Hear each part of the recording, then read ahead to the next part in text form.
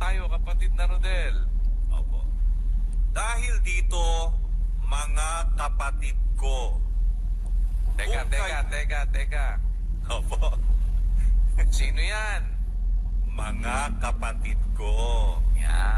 Yan yung mga hindi sinabi dyan, ha? Dahil dito, mga tinatawag na kapatid. Hindi, ha? Dahil dito, eto po mga kapatid, para sa mga kapatid. Oh. Di ba? Dahil, hindi naman ako aasa doon sa mga tinatawag lang na kapatid o kaya nakikikapakapatid o kaya naman nagnanakaulang ng link at kumukuha, pinopost kahit na not intended for broadcast ay, di ba? Wala tayong asahan doon. At sa mga hindi tunay na kapatid, hindi ito para sa inyo. Para ito sa mga kapatid. And dahil dito, mga kapatid ko, ayan ha, alam na ninyo kung sino kayo. Oo. Yun namang mga hindi tunay na kapatid. Bato-bato sa langit. Mga batong natatago sa piging ng pag-iibigan ng mga magkakapatid. Yan.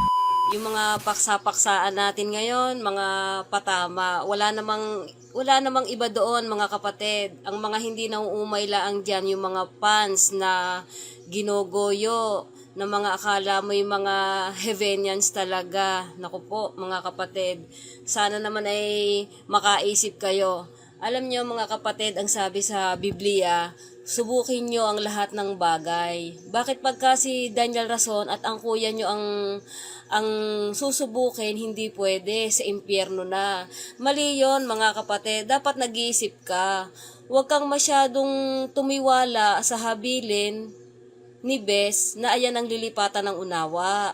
Alam mo mga kapatid, panahon na para makapag-isip ang tao. Ang dami na kasi nating nalamang talata, tapos nitong huli, lolokohin lamang kayo.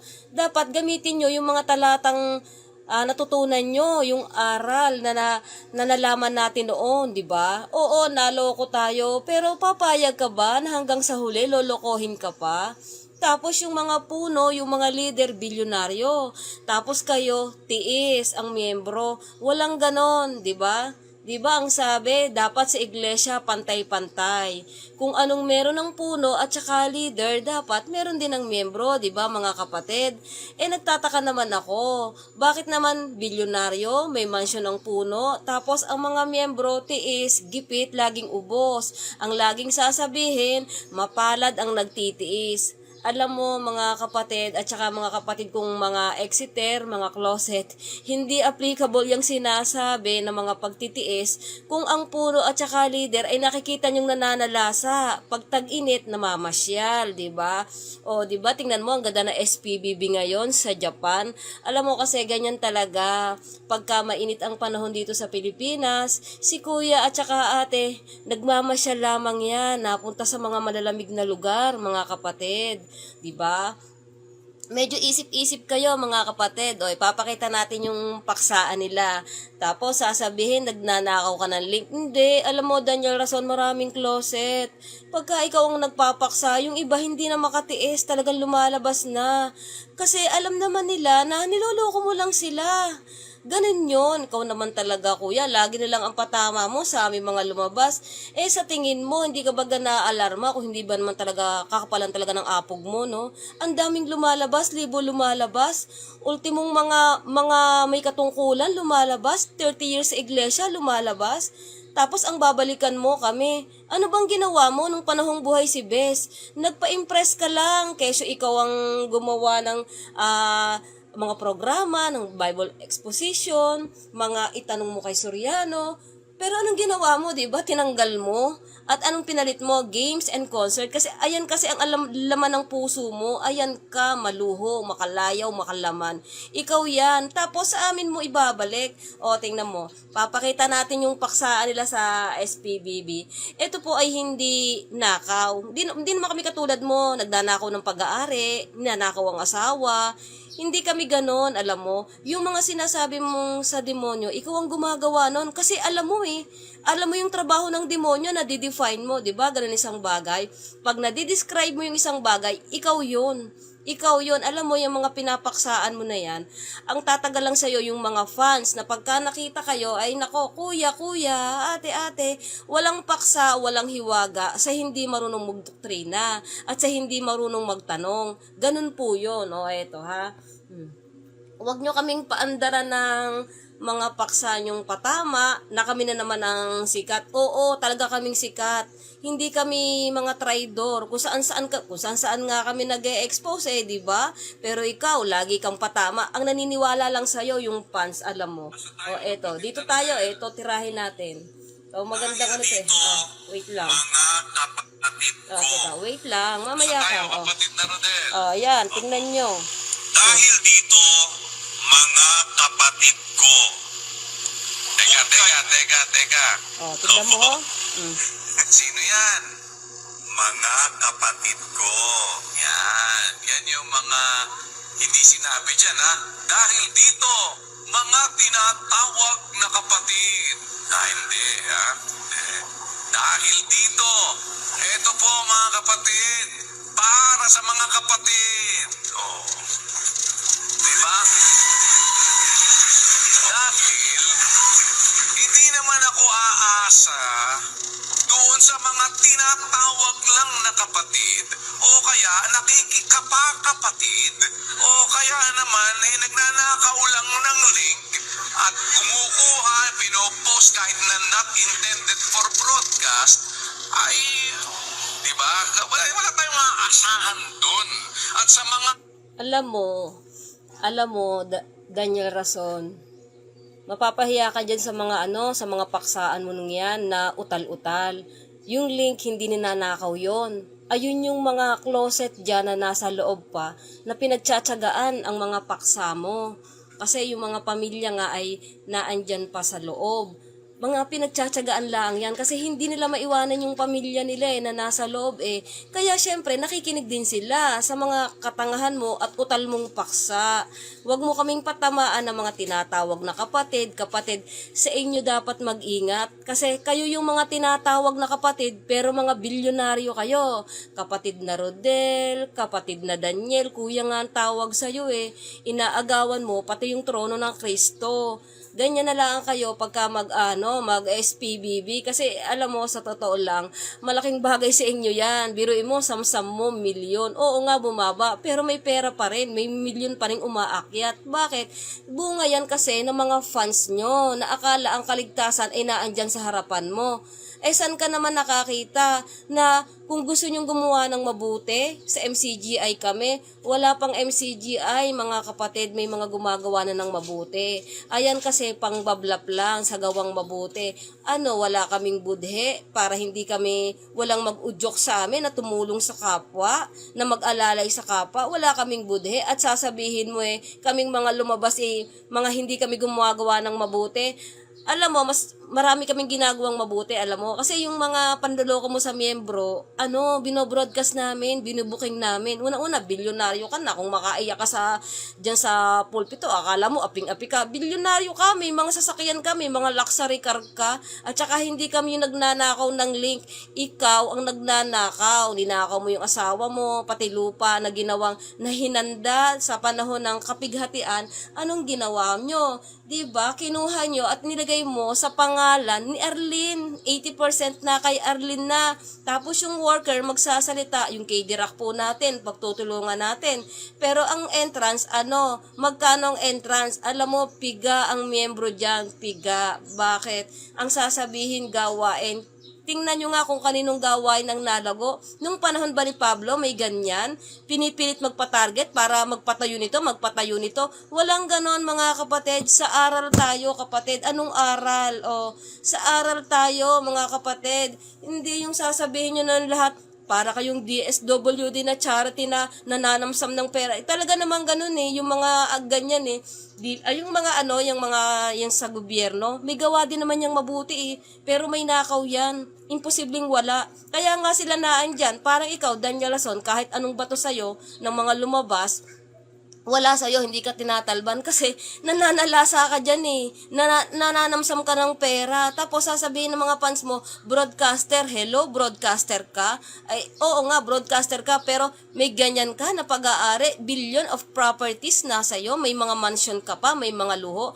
Tapos ang sasabihin, ay kapatid, dapat pantay-pantay. Ay hindi, ang miyembro tiis, dukha. Kasi ipamumulat nyo sa miyembro, ay dapat kayo magtiis para maging karapat dapat. Mali. Kayong mga miyembro dyan, medyo laliman nyo naman. Pagka sinabing, are, eto, libre, kainin mo. Abay, teka, mag-isip ka, bakit binibigay sa'yo ng libre? Huwag kayong maging daga na pinainan kayo ng keso, paniwalang-paniwala kayo at kinakain nyo, pero natatrap kayo. Yun mga kapatid. Alam mo, teka, magbabasa muna tayo. Si kapatid na George Cruz, si kapatid na Bong Cabalo is watching. Hi, hello po. George, 80% kay Lengleng. Ay, hindi po nila alam yon. Tapos pagka magko-commercial yung worker, ay ang K-Dirac natin. Ang galing ng mga salita Alam mo, yung mga salita ng mga yan, nagtatago yung kanilang mga gawa sa mga mabubuti nilang salita. Mga pakunwari yan kapatid na Ronnie Key Point del Rosario, aba, aga, di pa ako nagkakape. Wash out mo ako, sis. Ay, hello, kapatid. Alam nyo kasi, mga kapatid, alam mo naman, lumipat na ako. At saka, alam mo kasi, doon sa dati kong lugar, oo, commercial yun, walang pakialam yung mga kapitbahay ko. Siyempre, naman yun, hindi katulad dito.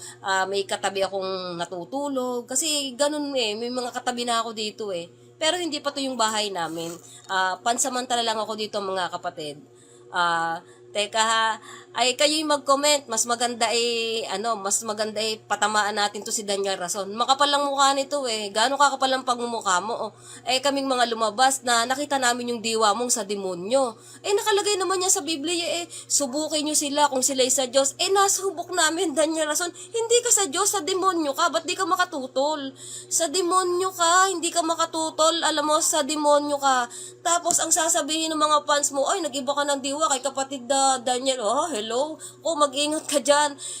Yung ina-idol mo, mga kuya-kuya at ate, mayayaman na yan, tinatawanan lang kayo niyan. Saan ka nakakita, magtatayo ng bahay dun sa gitna ng palayan? Wala kang hanap buhay dun, mga kapatid. Parang ang ginawa mo lang, nagtayo ng bahay, pinicturan at pinakita. Oy, marami dito, mga kapatid, namumulubi na, hindi kumakain sa hirap, nagtitiis, oo. Tapos alam mo, dadalo ng SPBB, may nangangalakal, nagbebenta, naglalabada para pamasahe. Syempre, tinanim dun sa miyembro na, pagka SPBB, yung nandito yung biyaya, yung ahawa ng Diyos. Kapatid, hindi na ngayon, mga kapatid. Sa paksa na lang, makikita mo yan. Biruin mo, pinapalakpakan nyo, mga kapatid. Hindi marunong yan magdoktrina, hindi natatanong, walang Bible exposition. Anong ginagawa niya? Nangongolekta lang yan ng pera. Kaya alam mo, pagka SPBB, sinasabi ng mga yan, salamat sa milyon nyo. Ayun yun. Hindi yan magtsatsaga, nasaan ngayon, nasa Japan. Ganyan po ang ginagawa niyan. Alam mo, sabi ni ba mga kapatid, si Sneaky hindi mo naobserbahan. Pagka yan ay tag-init, yan ay namamasyal. Namamasyal yan abroad. Nagche-check-in yan sa hotel pa pagka yung break time. Pinapakiyaw niyan yung mga tourist spot na kung saan malalamig. Hello. Kayo, ayos-ayos kayo. Medyo subukin nyo naman yung Daniel Rason nyo. Tao lang yan. Huwag kayong katiwala. Walang lumipat dyan, mga kapatid. Wala. Kasi alam mo kung may lumipat dyan, magpapatanong yan. Kaya niyan magdoktrina. Ipagpapahingahin niya na yung video ni Brad Eli. Abay, maawa ka naman. Biruin mo, ilang taon nang patay, di ka makapagdoktrina. Diba? Paano nga kasi, tik-tik ka. Alam mo ang pag-aari at yaman ng iglesia. Ayan yan, mga kapatid. Teka. Hello sis, kumusta po? Si Kiray Yamoto, mga dilulo na sila. Ay, hindi nila alam yon. Alam mo kapatid, yung katitira nila sa ibang relihiyon, na mga nagpuprosesyon ngayon, ay ano na, wala na, sila na ngayon. Ganyan kasi nabubulag ang ang pagdating sa relihiyon, talagang nakakabulag po talaga. Bakit? Ano yan namamanati ko na yan sinasamahan niya ng demonyo para ikaw hindi mo makita yung tunay na aral. Ano bang tunay na aral, 'di ba? Ang sabi, bawal kang gumawa ng anumang bagay na para sambahin mo, para paglingkuran. Ano ngayon ang nangyari? Meron ng estatwa ni Daniel Rason. Tapos kami, titirahin kami mga dilulo. Alam mo mga kapatid, pag imulat-mulat nyo yung mata nyo, maawa kayo sa sarili nyo. Ang dami nang lumabas. Hindi malupit ang Diyos. Yang kuya nyo lang ang malupit. Hindi malupit ang Diyos, kapatid, at ang Diyos ay kinukulong nyo diyan sa MCG ay yung sigawang mabuti, na involve ang maraming perahan, milyon, lagi nagpapaalala, ito, merong mga pagtutulungan, ganyan yan Alam mo, maawa kayo sa sarili nyo, ang mga puno nyo, mga bilyonaryo na, mga maluluho na, kayo, TS, walang ganyan, mga kapatid, no? Si kapatid na Alvin Manuel, sinong kaaway mo? Wala naman akong kaaway pinapaliwanag ko lang si Danya Rason na talagang nanluloko, na talagang sa demonyo. Ang sabi nila, ako sa akin talaga, move on na ako talaga. Kasi unang-una mga kapatid, na mga exiter, hindi ako lumaban ng ubusan. Matagal ko nang alam na mga may mansyon niyang mga yan. Oo, nag-aabuloy ako, naglo-local expenses ako, pero hindi ako lumalaban ng ubusan, katulad ng iba. Biruin mo, magchat-chat sa'yo yung kapatid, nagbigay ng milyon siya, walang bahay, biruin mo. Tapos isang panahon, lumabas, diwaan kayo ng mga nanloloko. Kung sasabihin nyo, mga sa impyerno at satanas, anong diwa meron kayo? Mga kapatidaan dyan, mag-isip kayo. Huwag kayong masyadong tiwala sa tao. Alam mo kapatid, sabi sa Biblia, sumpain ng tao na tumitiwala sa tao. Tandaan nyo yan. Sumpain ng tao na tumitiwala. Tao lang yan Si Daniel Rason, taong makalaman yan, maluho, malayaw. Kaya alam nyo, sabi ni Brad Eri, ganito, alam niya na pagkayan ang pinalit niya, ayan, si Danielson, maraming makakaaway. Alam niya, ikaw naman Brad Eli kasi yan ang maling ginawa mo talaga naiwanan mo sa pamangkin mong bobo, na tiktik, na tarantado, na gago. Tapos ngayon, kami ang sisiraan, kaming mga lumabas. Biruin mo, pamilya, ilalagay ang pangalan sa lokal, wag daw iimikin, wag daw kay Cubain. Okay lang naman kung hindi kalunyero at kalunyera, yung puno nyo, okay lang yung mga pinagagawa nyo yan.